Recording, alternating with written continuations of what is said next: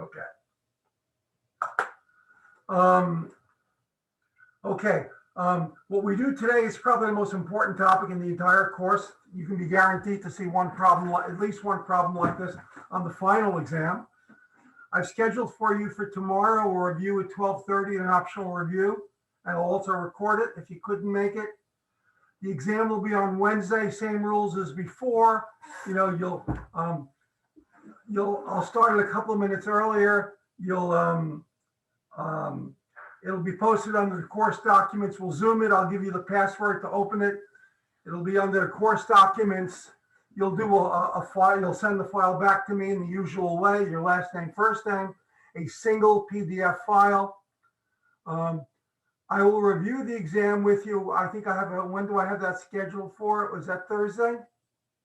I forget the schedule. It's on Blackboard. I don't know if I'll have your grades done by then, but I certainly want to go over the exam before your final. So we'll go over the exam and then we'll have a review session as well. Does everybody understand the rest of our calendar? Great. If you have questions, please holler.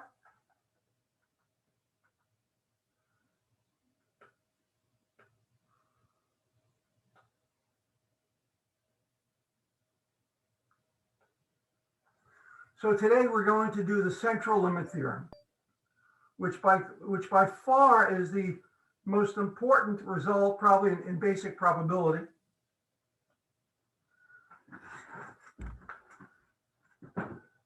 Okay, and if you have any questions, please ask. So we're going to look at the central limit theorem. From now on, it'll be called just a CLT. So the first thing I want to remind you of, I stated as a theorem, essentially, if you have a sequence of random variables, and each of these random variables has a CDF or a PDF, it doesn't make a difference. And let's suppose each of these has a moment generating function.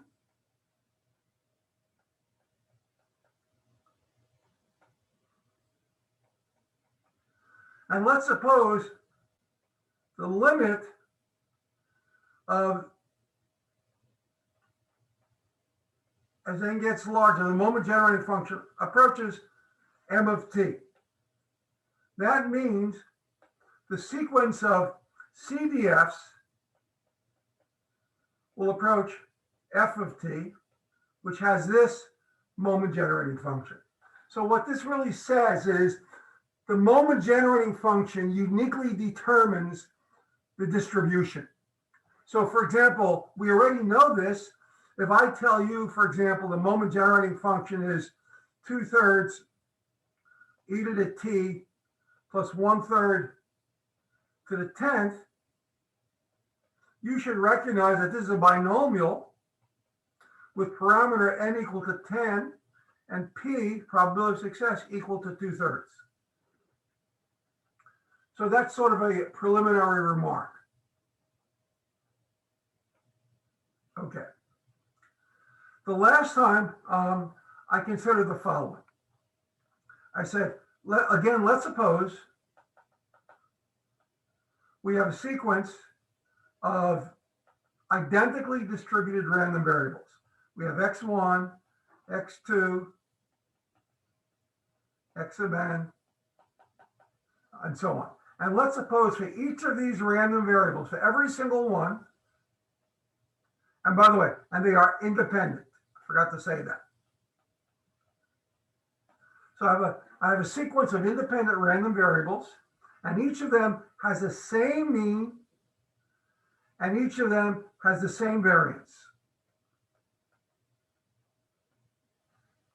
That's a restriction I'm imposing, by the way. You don't really need that restriction. I'll tell you about that if I remember a little later. And then I defined two new random variables. Actually, we didn't.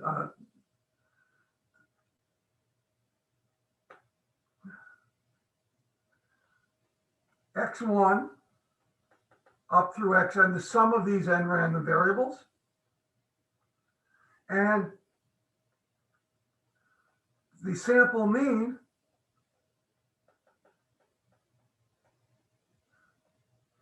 which by the way is nothing more than S sub n divided by n.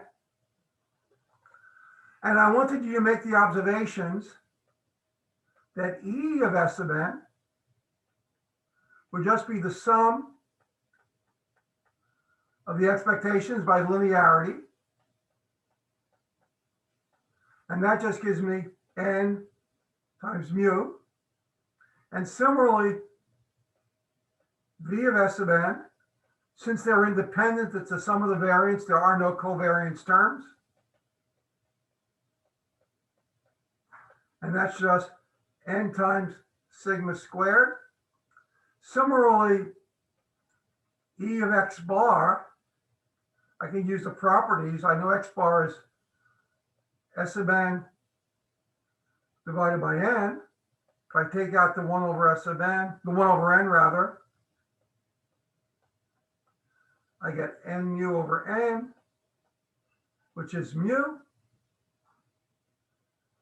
And V of x bar is equal to V of S sub n over n. Remember, when you take a constant out in the variance, you square it.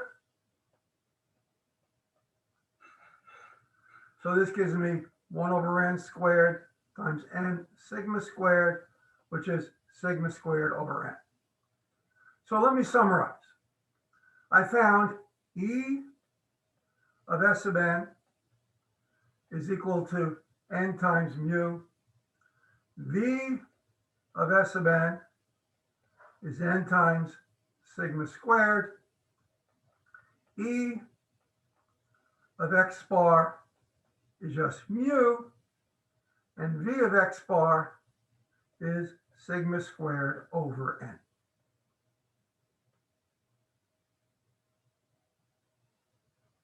Okay, so we have this general result.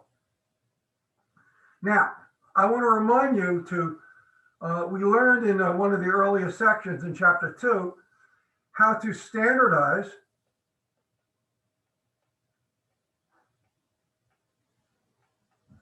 any random variable. To standardize any random variable, and you get the new random variable x star, is you take the random variable, you subtract off its mean, and you divide it by its standard deviation. That gives you a standard random variable. That means the mean will turn out to be 0, and the variance turns out to be 1. And we showed that in section 2.3, 2.4. I don't really remember exactly which section it was, but it's there. Probably on the section on expectation of variance. So in particular, if I want to standardize S sub n,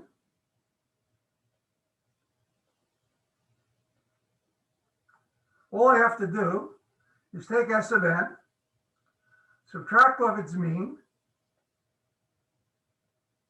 and divide it by its variance, which is,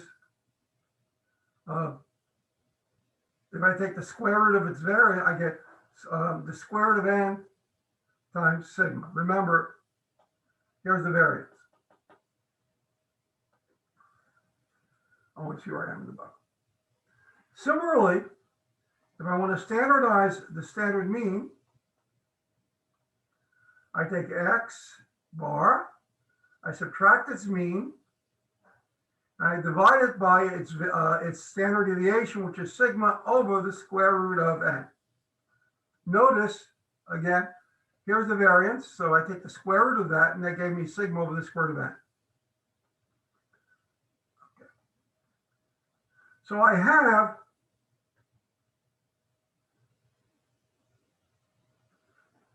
these two standardized random variables. Okay. So now I'm ready to state the central limit theorem. Given S sub n star and x of n star as above.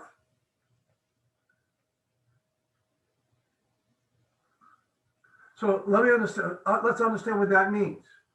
That means we have x1, we have the sequence of random variables, x1, x2, x of n, and so on.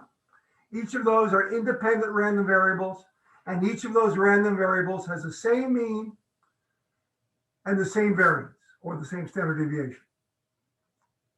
If I standardize those random variables, I get s of n star and x of n star. Okay, so then s of n star, which, by the way, let me remind you, is s of n minus its mean divided by its variance, which was what? Its variance was the square root of n sigma, and x of n star, x minus mu, each approach the standardized normal distribution as n gets large.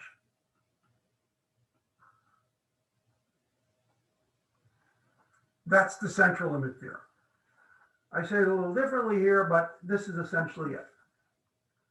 They each approach a standardized normal distribution.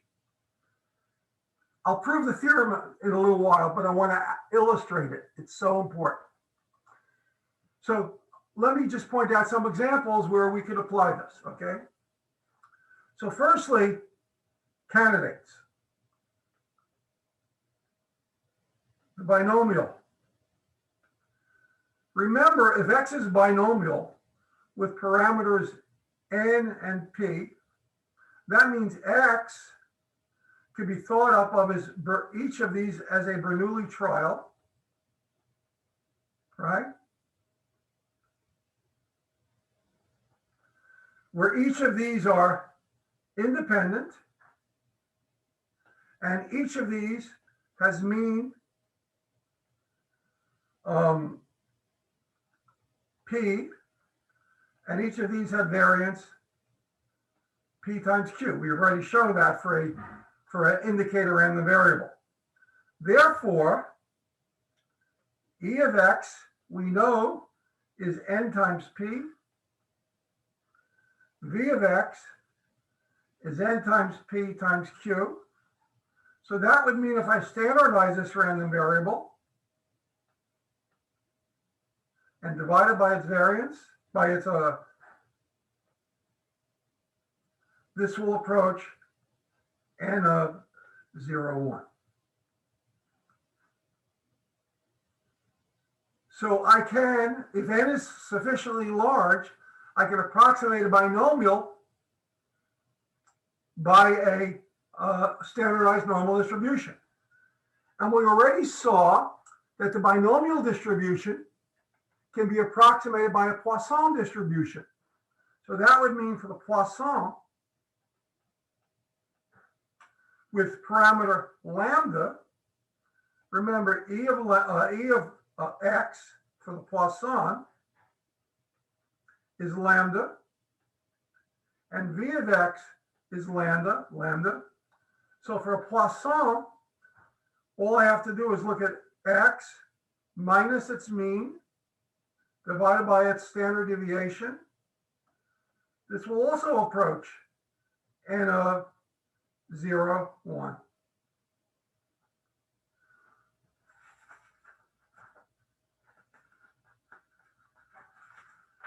You may recall that I also looked at the Pascal, or the negative binomial distribution, and we showed the negative binomial distribution, the Pascal, or the negative binomial, can be written as a sum of independent, identically distributed geometric distributions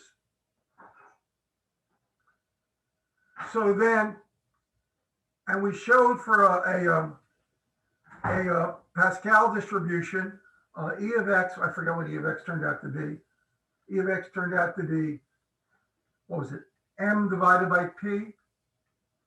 And V of x turned out to be NP over Q, NQ over P squared.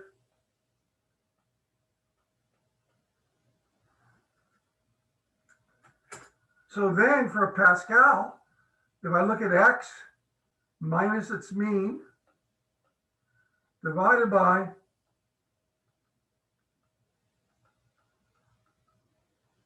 this too will approach n of 0, 1.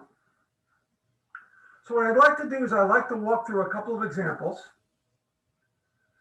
to illustrate how we can use a normal distribution to solve problems like this. And by the way, we already considered continuous distributions. We considered the uniform distribution, which isn't really very interesting. That one can be done pretty easily by itself.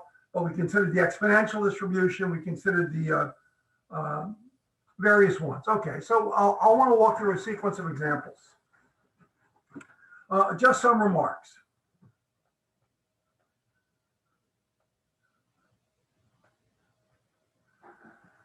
The three distributions I just talked about are all discrete distributions. So what we're doing is we're approximating discrete distributions by the normal, which is continuous.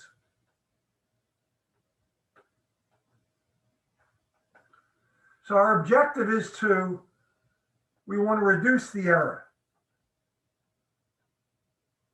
So let me give you an example. Let's suppose I was looking at a discrete distribution and I wanted the probability that x is between 5 and 10. I'm assuming x is discrete. So that means it can only take on integer values here. So notice that probability really is the same as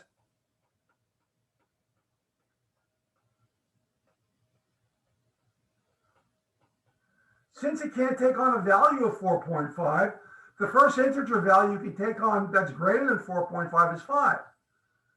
So these are the same. Similarly, if I want to compute the probability that x is, say, less than 10, I could just as well go x is less than or equal to 10.5, because I can always extend these things. I haven't changed anything. This is the same probability because I haven't introduced anything new. Or the probability that x is greater or equal to 1, that's the same as for discrete distribution. So by increasing the interval, what I'm really doing is I'm smoothing out the curves that are approximating the histogram.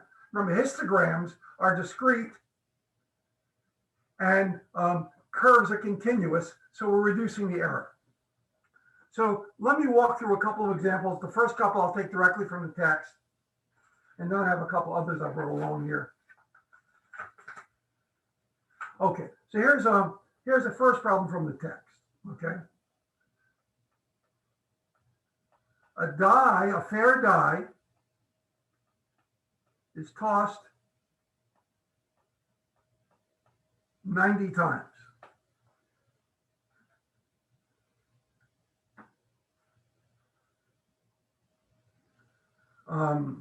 Determine the probability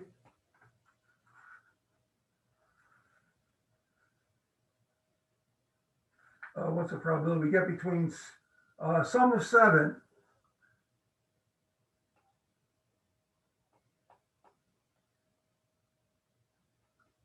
is obtained between how many? Between 12 and 18 times. A pair of dice, I should say. Okay. So I'm going to let x be the number of sevens.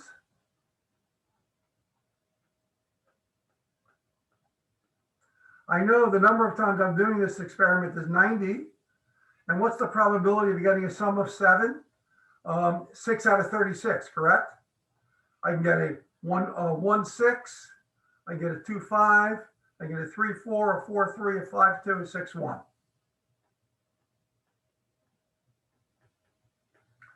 So the exact answer to this problem, by the way, is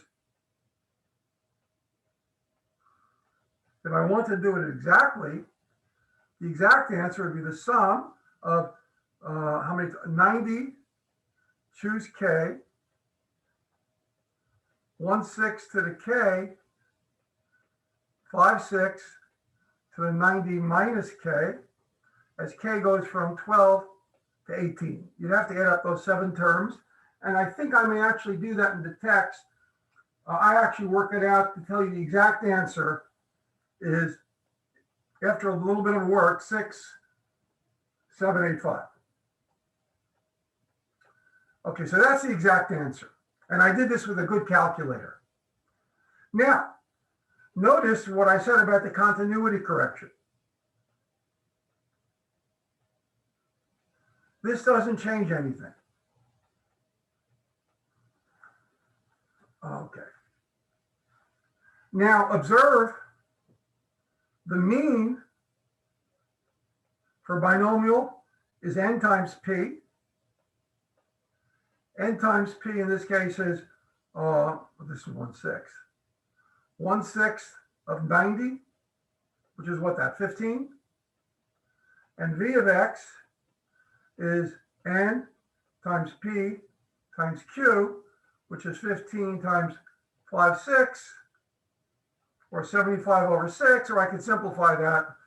3 goes 25 over 2. Okay, so now I want to standardize this. So remember, standardize, what do I do? We subtract the mean and we divide by the standard deviation.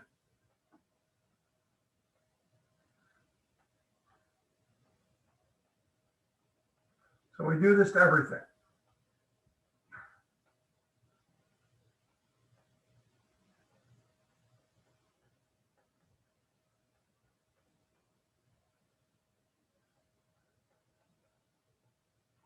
And now, if I employ the central limit theorem, if n is large, and it's relatively large here, n is 90, by the central limit theorem,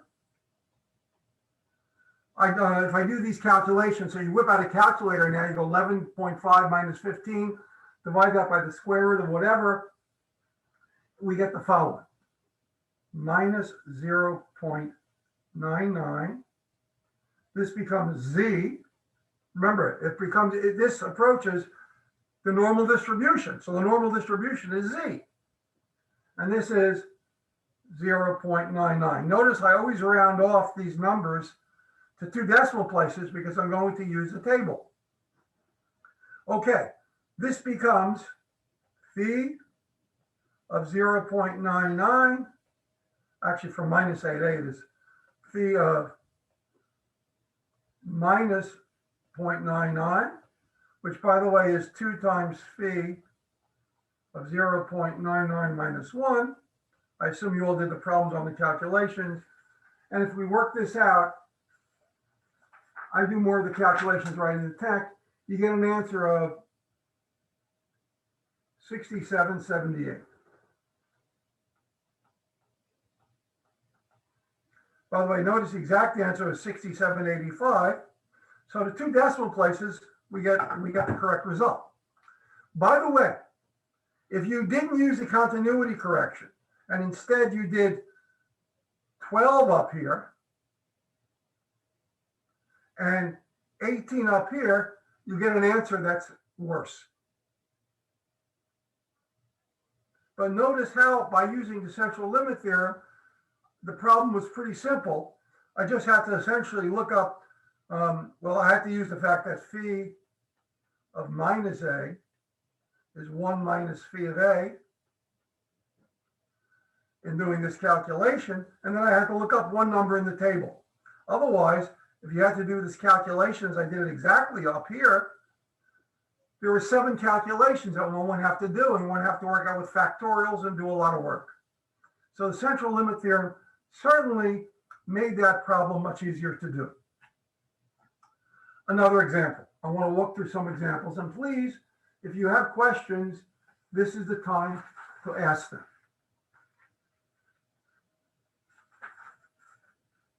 Okay. Example number 2 from the text.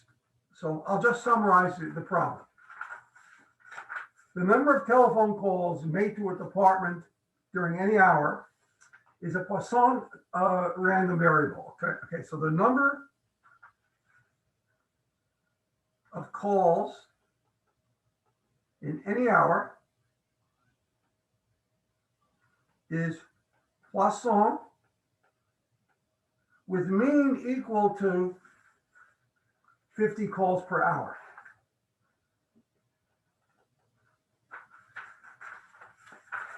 So let me read a little further.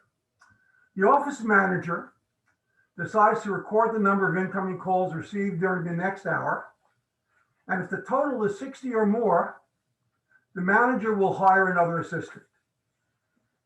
Let's determine the probability that he hires another assistant. Okay, so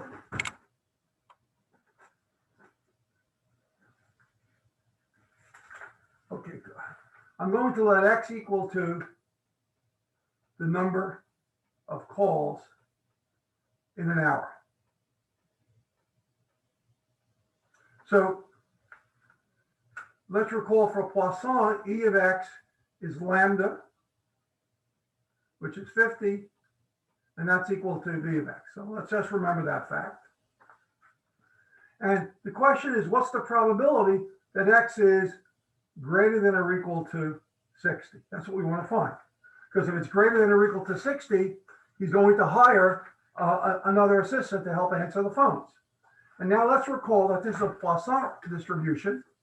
So let's figure out what the exact answer is. We really don't want to do the exact answer, but I did it for comparison. So the exact answer is the following. Remember, for Poisson, the probability that X equals to some number K is lambda to the K, e to the minus lambda over K factorial. So in this case, this would be the sum as K goes from 60 to infinity, 50 to the K, e to the minus 50 over K factorial. And by the way, if you work that out, that turns out to be, I think I worked it out using my calculator and I figured out the complement, 0923. Okay, and that's a sort of a messy calculation. Okay, so what I want to do is I want to get the answer, I want to approximate that using the CLT. Well, if I use continuity correction, because this is a discrete random variable, I don't change anything by increasing the interval by a half. Okay? Now remember, the mean is, what was it, 50, and the standard deviation is the square root of 50. So let's standardize the random variable. And what I do to one side, I have to do to the other side of any inequality.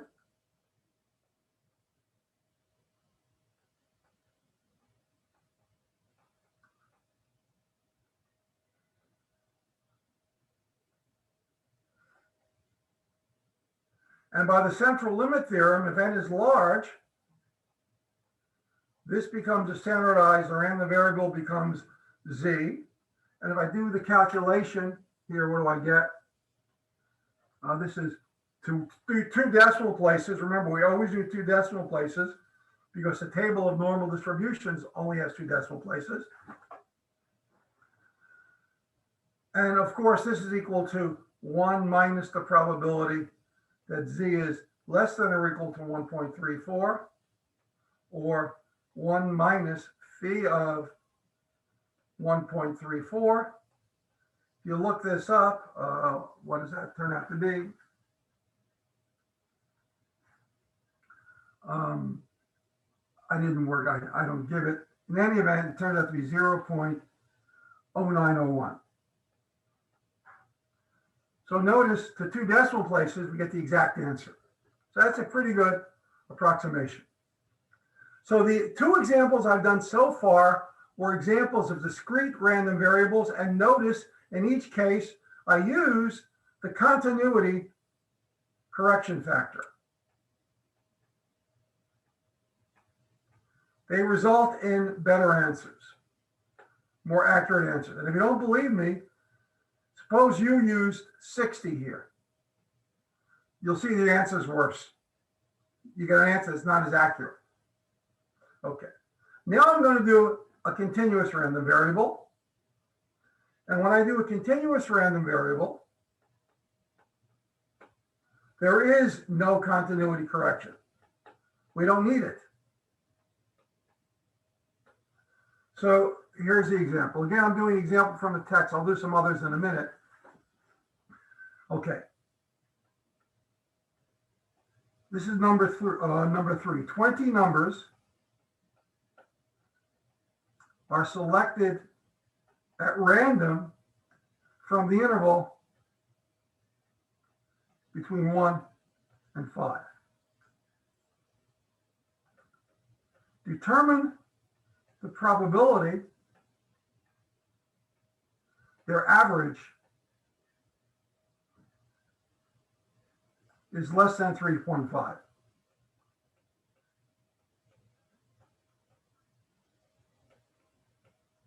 Okay, that's the problem.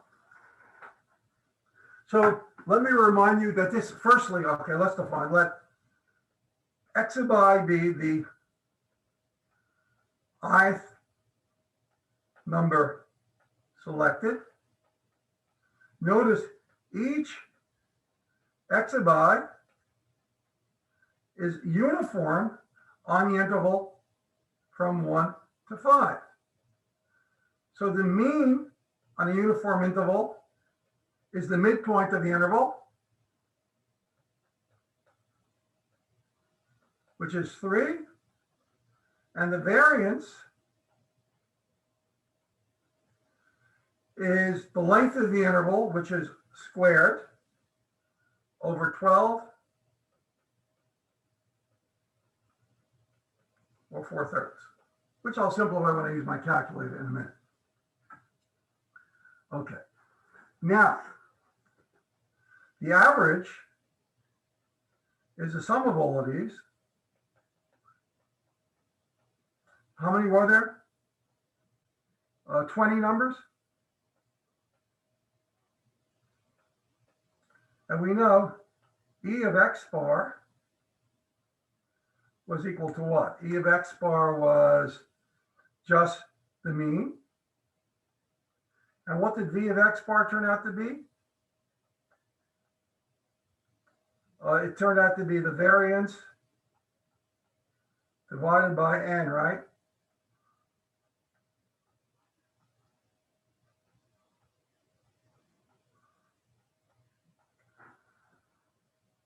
Okay. So the question here is, what's the probability that the average is, what was it, less than or equal to 3.5? Less than 3.5. So again, I standardize a random variable. So I subtract off the mean, and I divide by the standard deviation. If I do the one side of an inequality, I do the other.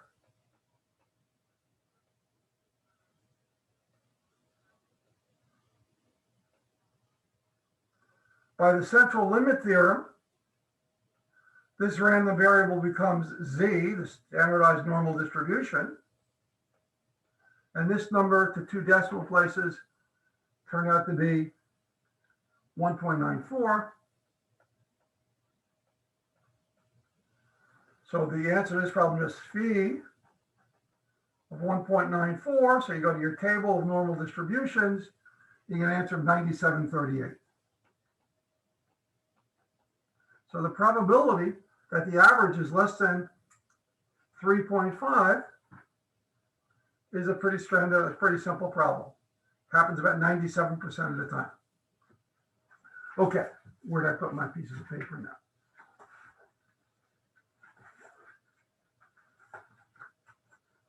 Oh, here they are. Okay.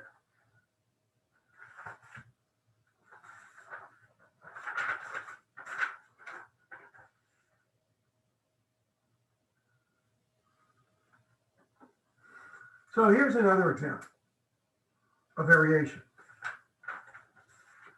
Okay.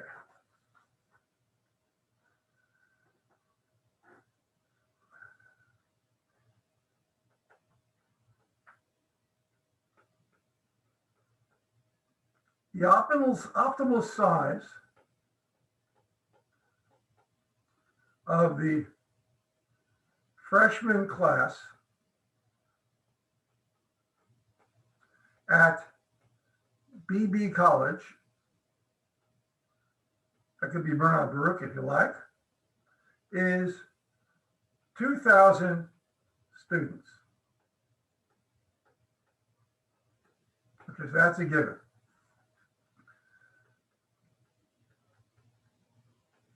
Data shows that 60% of all admitted students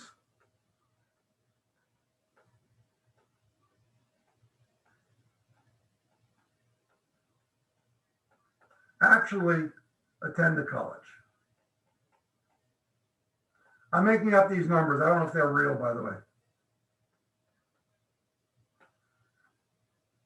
Okay. What is the maximum number of students the college should admit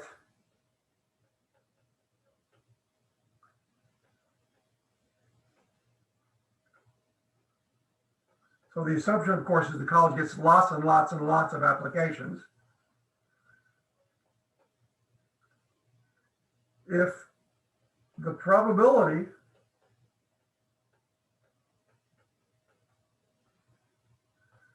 that the freshman class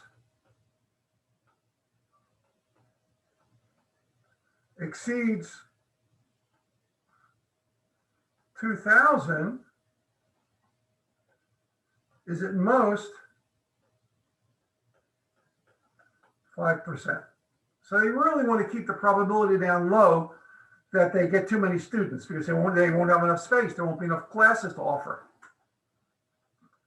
So let's analyze this problem a little bit, okay? So I'm going to let X equal to the number of students in the freshman class. And let's let N equal to the number of students admitted.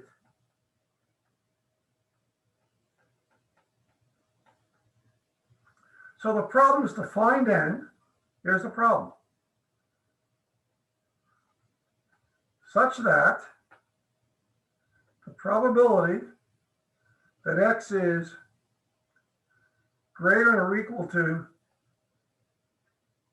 2,000 is less than or equal to 0.05. So I want to make an observation firstly that X is a binomial distribution with N as the number of students coming in, and the probability of success is, what we say that was, 0.6, where N is the unknown. That's what we want to find. Well, if you think about that for a second, you'll see this is clearly a binomial distribution. Well, That means, of course, E of x is n times p, which is 0.6 n, and v of x is n times p times q, which is 0.6 n times 0.4, or 0.24 n. Okay, so we want to find the probability that x is greater than or equal to, actually what I did here is wrong. I did it the wrong way here, so let me change it. X is greater than or equal to 2,000.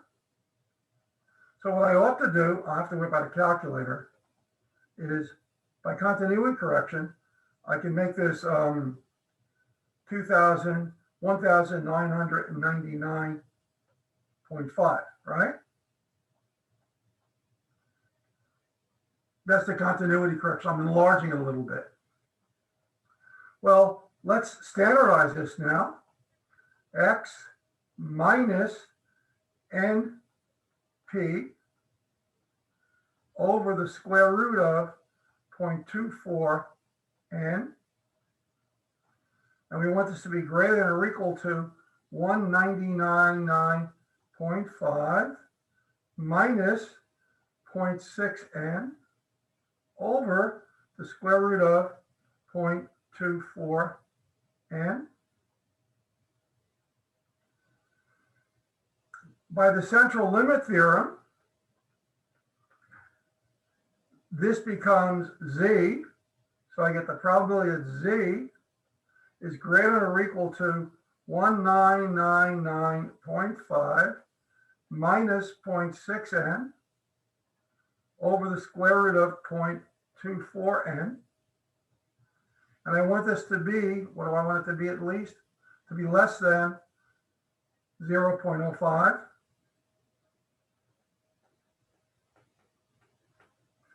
Notice I can replace this by 1 minus the probability. Same. Or 1 minus phi of 1999.5 minus 0.6 n over the square root of 0.24 n should be less than or equal to 0.05, or phi of 1999.5 minus 0.6 n over the square root of 0.24 n should be greater than or equal to 0.95. So here's what I do now. I go to the table of normal distributions, and I look the inside the table, and I see where do I get a 0.95. I get the number closest to 0.95. And that's somewhere between 1.64 and 1.65. Notice 1.64 is 94.95. So it's actually 1.645. If I do it in my head.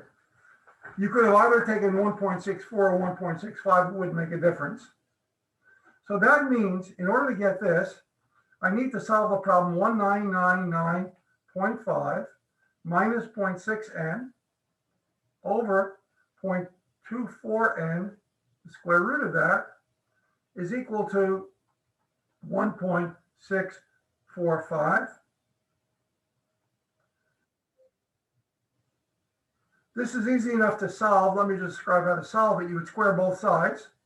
So I would get 199.5 minus 0.6 n squared over 0.24 n equal 1.645 squared. This becomes a quadratic equation.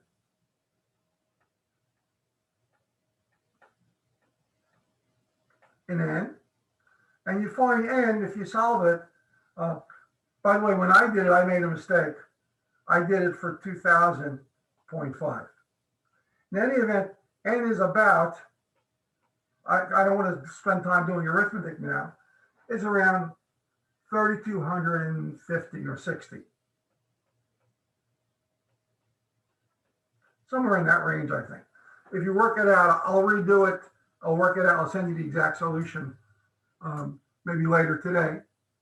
But notice how I was able to use the central limit theorem to figure out n. So if I was the admissions officer at the college, I'd say, okay, I'll send out, I will accept 3,250 people, knowing that the probability that any student will accept is 0.6. And with this number, I'll know that the probability will be less than 5% that I'll get more than 2,000 students. And if I want to do better, I can always decrease the probability, which means I'd have to accept fewer students. Okay, so that's basically the central limit theorem. So again, in summary, to use the central limit theorem, what you do is you're finding, say, some probability. For example, this. What you do is you standardize this by taking its mean and its standard deviation. And what you do to one side of an inequality or an equality, you have to do to the other. And then by the central limit theorem, we get some two new numbers here. This morphs itself into the standardized normal distribution, and we get some new number here. And then we solve this problem. This just becomes, in this case, phi of b minus phi of a. Okay. So there we have the central limit theorem. By the way, I want to make a remark on the central limit theorem in problem number 4, where I'm tossing a die 75 times, and I asked what's the probability that it's less than 2.75. If you change that 2.75 to a 3.8, you'll get a nicer answer. You get a, okay, and if you do that, the nicer answer will be 0.9357. You can do it the old way as well, but again, if you change a 2.75 to a 3.8, I believe you'll get a nicer answer, which is 0.9357, instead of an answer like 1 or 0. This way you can check things out. Okay, so now I have a few minutes. So the question is, why does all this work?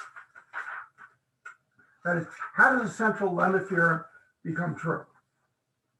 Well, the first thing I want to remark is, okay, so I want to talk about the proof of the central limit theorem, which I know most of you don't care about, but this is a 3,000 level math course. You should see where things come from. So some preliminary remarks. Firstly, let me remind you that when we looked at M of t, remember we call this the moment generating function. What happens if you look at the series for this?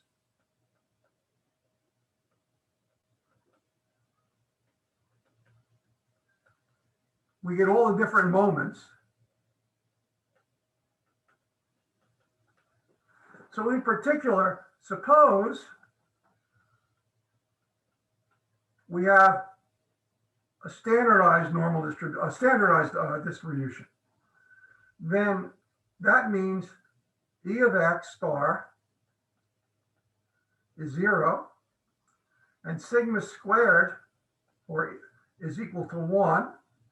Now remember, this is V of x, which is equal to E of x squared minus E of x quantity squared. Well, this is 0, so that means if it's equal to 1, this which we call mu2 is equal to 1. So for a standardized random variable, I would get 1. The first term will be 0. The next term will be 1. And assuming we have all the other terms, this would then be the moment generating function for a standardized random variable.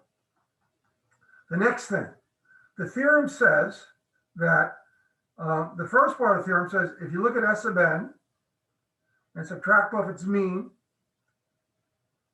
which was n times mu, and if you divide that by its variance, which is sigma times the square root of n, this will approach the standardized normal distribution. This is the theorem I'm going to prove, but for the moment, let me show you. If you know this, observe S sub n is x bar. I'm sorry, I said that wrong.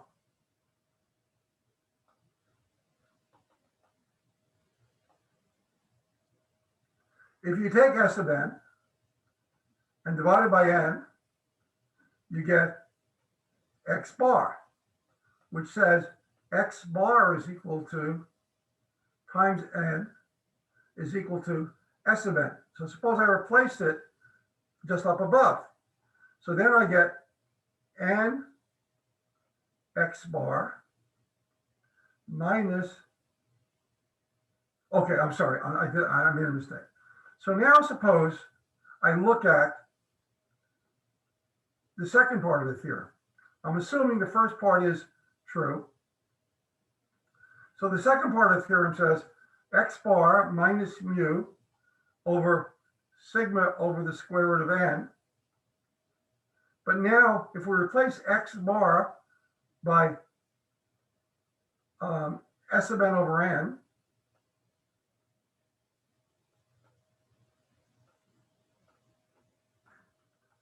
multiply the numerator and the denominator by n, so that gives me S sub n minus n mu over the square root of n times sigma. But we know this goes to n of 0, 1 as n gets large.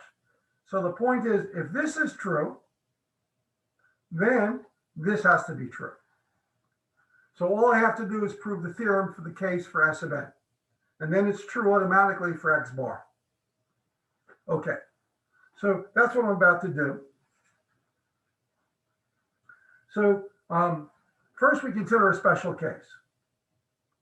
So proof of the theorem for S sub n. Now S sub n is equal to x sub 1 plus x sub n. So let's consider a special case. Let's suppose we prove it for the special case when x sub n is the sum of standardized random variables.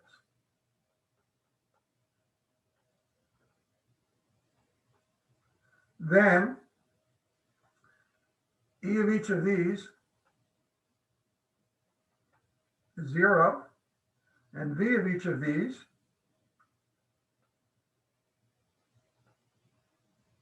is equal to 1. So then what happens is, let me just see what I have to work out. All I have to do, therefore, is prove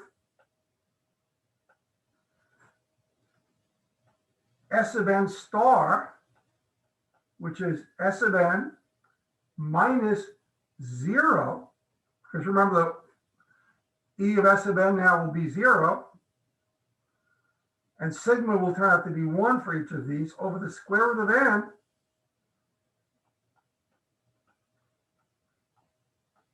I have to prove this goes to n of 0, 1. Okay.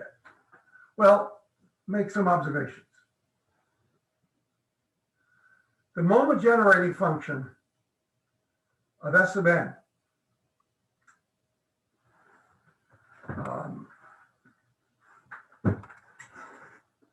of t is the moment generating function, the product of the moment generating functions of each of these standardized random variables. And since they're all the same random variable, the moment generating function for S sub n of t is any one of these to the nth power. Okay.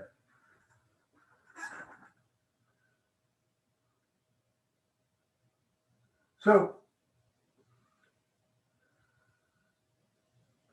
I have the following then. The moment generating function for S of n is just, from what I gave you a moment ago, is just 1 plus t squared over 2 factorial plus mu 3 times t cubed over 3 factorial, which is 6, and so on. All this raised to the nth power. Now, notice from above, S of n star is equal to S of n divided by the square root of n. That's a linear transformation. And therefore we know the moment generating, I'm sorry, the original one was S of n. So the moment generating function of S of n star is just the moment generating function of S of n with t, remember this is a multiplicative constant, replaced by t over the square root of n. So that means the moment generating function of S of n star of t is equal to this expression here with t be replaced by t over the square root of n, which gives me 1 plus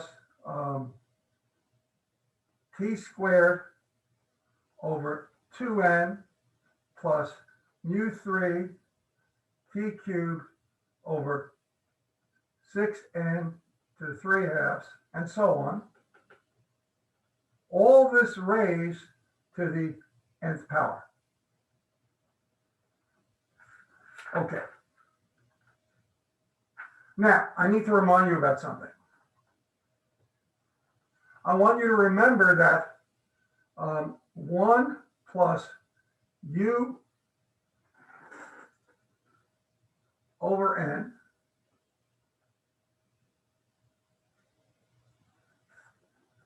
raised to the nth power, as n goes to infinity, is e to the u. We had this identity when we considered the Poisson distribution. Now let's look at this expression right here. Notice this, as n gets real large, this term and all terms afterwards effectively have very high powers of n in the denominator, which means these terms all go to 0. All the terms after the first two have much higher terms of n. So effectively, if n is large, this is really effectively 1 plus t squared over 2 divided by n to the n. All these other terms are very small in comparison as n gets large. And now, according to this theorem right here, as n gets large, this becomes e to the u power. In this case, u is equal to t squared over 2. But now you say to yourself, hey, self, let me make this look a little clearer. This is the moment generating function for the standardized z.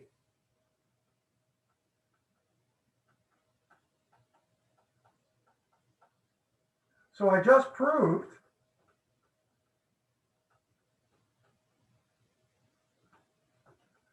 S of n star approaches n of 0, 1. Okay. So I proved it in the special case when all of these are standardized random variables. So now let's look at the more general case. remember, each x sub I, how do you get each x sub I? You take the x, you subtract the mean, and you divide it by the standard deviation. So let's look at S of n star, which was equal to, what was it equal to? It was, I had a moment ago. S of n star was just S of n over the square root of n, which in this case turned out to be x of 1 star plus x of 2 star. Well, let me use sigma notation. I think it would be nicer. It's just the sum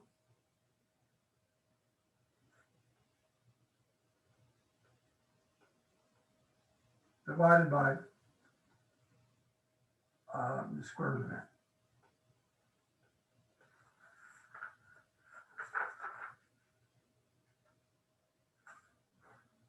So now I want to look at proofs for S of, something's bothering me, what's bothering me?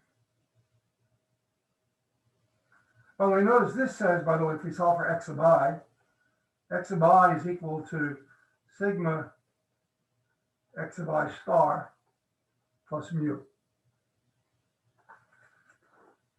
So now we look at the case, the original case for S of n,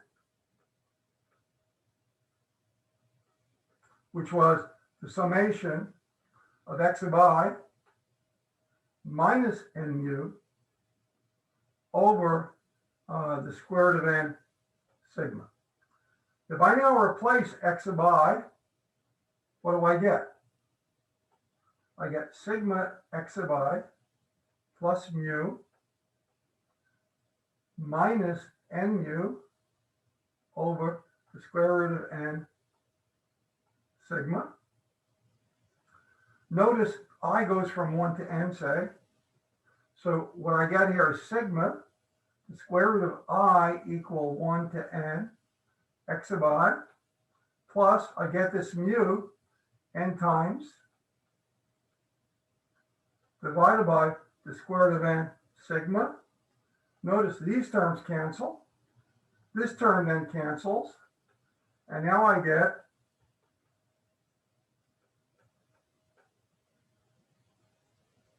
well, this was x of I star, wasn't it? Sorry, this was the star. And this is the one I just proved goes to n of 0, 1. Okay. So I've proven the theorem in this special case. By the way, notice I should make a little remark along the way that when I looked at the series back here, the assumption, of course, was that this term existed, it was finite. I sort of ignored that, but that's a condition that must be true for the theorem as well. Okay, so in summary, we proved the central limit theorem in the special case when these random variables are identical and independent, meaning each of x of I was the same and each v sub I was the same. Now it turns out the CLT can be generalized. I say this in case you see the generalized version in more advanced classes. Namely, let's suppose the x of I are independent as before, but now they all have different means and different variances. Okay. Then, if I look at S of n, for example, which is the sum of all of these, then E of S of n would just turn out to be the sum of all the means.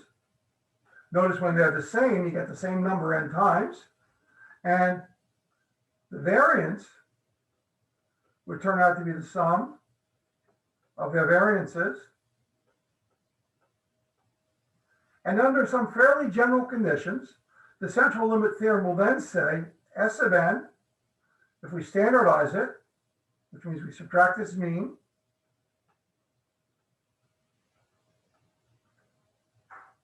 divided by its variance, it's a standard deviation.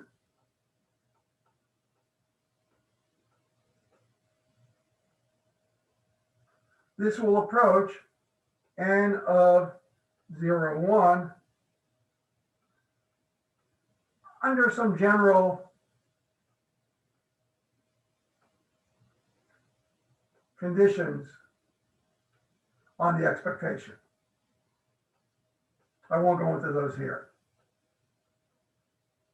Notice, of course, if all the variances are the same, what happens if they were identical, then the first term just becomes n mu.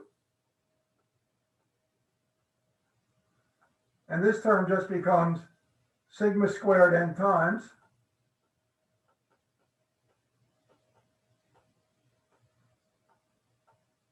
Which is exactly the central limit theorem. Okay, so please make sure you work out the exercises in section 3.4. I will go over those after the, well, let me just tell you what I think is happening with the exam again. So, okay, so we're having a review tomorrow. Let me just get back here.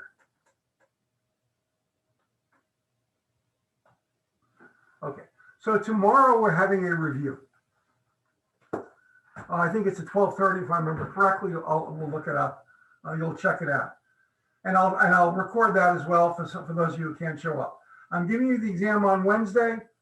Rules will be the same. I'll send out a reminder about what the rules are to you. I believe I have Thursday.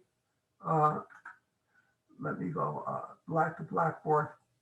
I think what's happening on Thursday. No, I'm sorry. Tuesday, Wednesday. Okay. So tomorrow we're having a Zoom meeting at 12:30 for review. The exam will be on Wednesday. I doubt if I'll have them graded by Thursday, but I'll work it out for you on Thursday for review.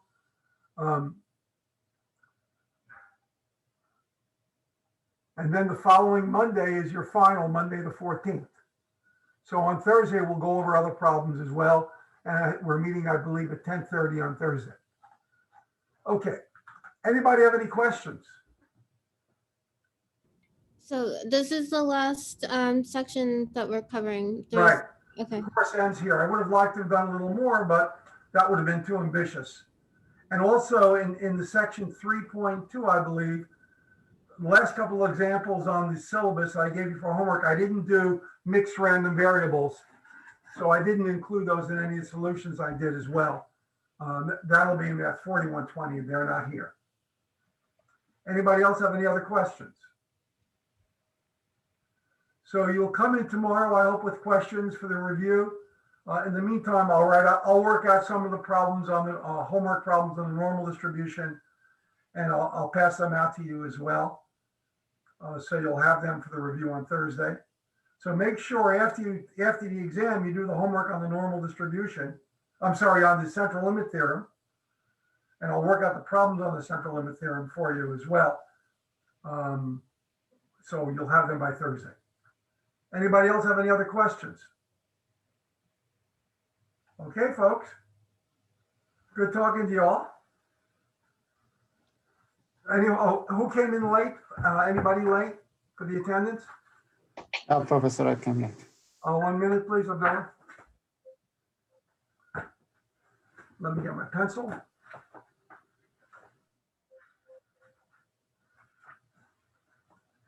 One other thing, folks.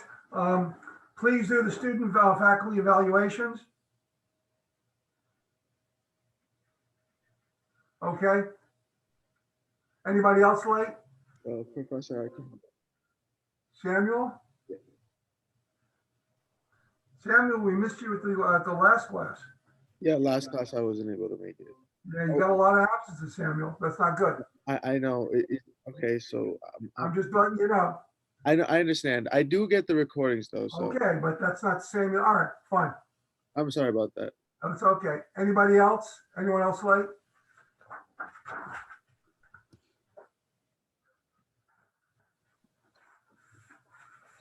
Okay, folks, thank you. Thank you for everything. It was a tough but Okay, nice so semester. hoping those problems helped you. Yep, thank you very much.